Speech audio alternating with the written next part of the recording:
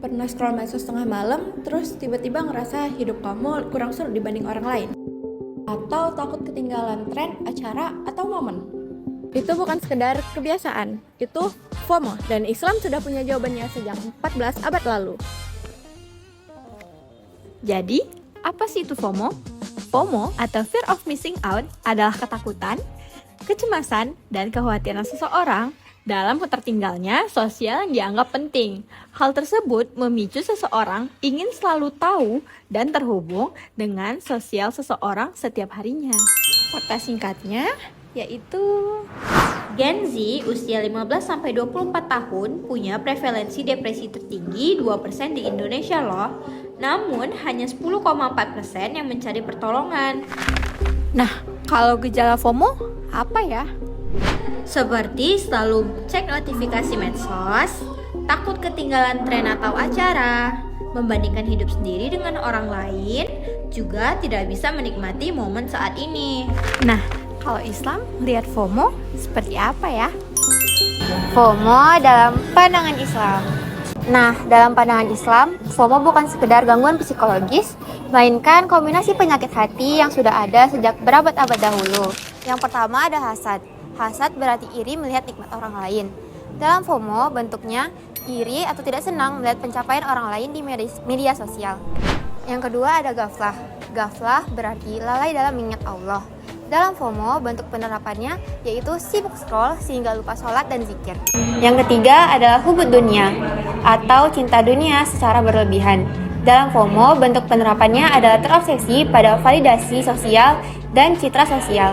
Imam Al-Ghazali menyatakan bahwa penyakit hati lebih berbahaya daripada penyakit jasmani, karena penyakit jasmani hanya membahayakan tubuh, sedangkan penyakit hati membinasakan jiwa di dunia dan di akhirat.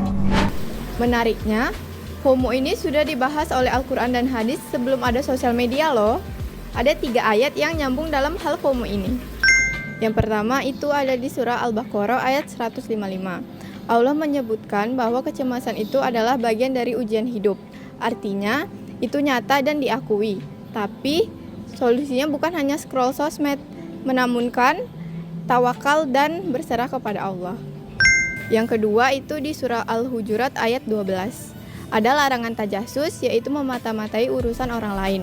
Di era digital, bentuknya seperti stalking akun orang lain dan scroll feed sosmed orang lain untuk dibanding-bandingkan dengan diri kita sendiri.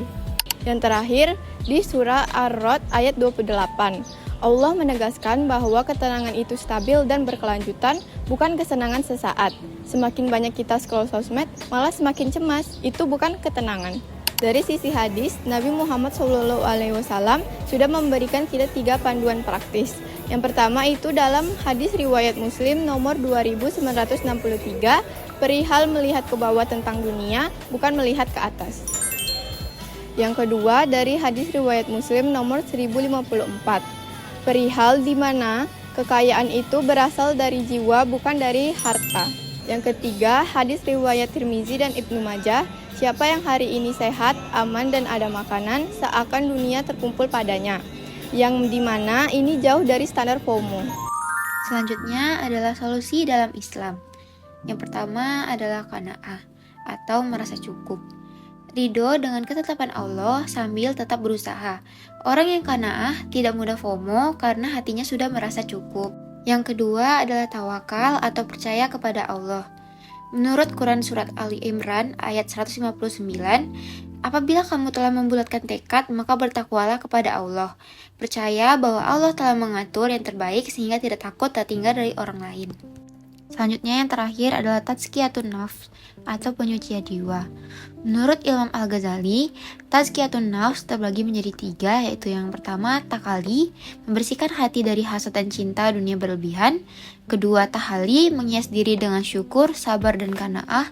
Yang ketiga tajali, meraih ketenangan jiwa karena dekat dengan Allah. Psikologi modern menawarkan solusi yang selaras dengan ajaran Islam. Yang pertama adalah digital detox, yaitu membatasi waktu bermedia sosial. Dalam Islam, ini sejalan dengan konsep zuhud, yaitu tidak diperbudak oleh dunia.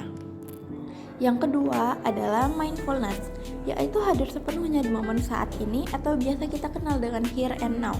Dalam Islam, ini sejalan dengan sholat dan zikir sebagai bentuk koneksi penuh kita kepada Allah. Lalu adanya gratitude practice, yaitu latihan bersyukur. Dalam Islam, ini sejalan dengan perintah syukur dalam Quran Surat Ibrahim ayat 7. Dan terakhir, adanya social support, yaitu dukungan dari komunitas yang nyata. FOMO adalah tanda hati yang kosong, dan hati yang kosong tidak akan bisa diisi dengan scroll tanpa henti. Bismillahirrahmanirrahim. Ala bidzikrillahi tatma'innul qulub. Hanya dengan mengingat Allah, hati menjadi tentram. Quran Surat Ar-Ra'd ayat 28.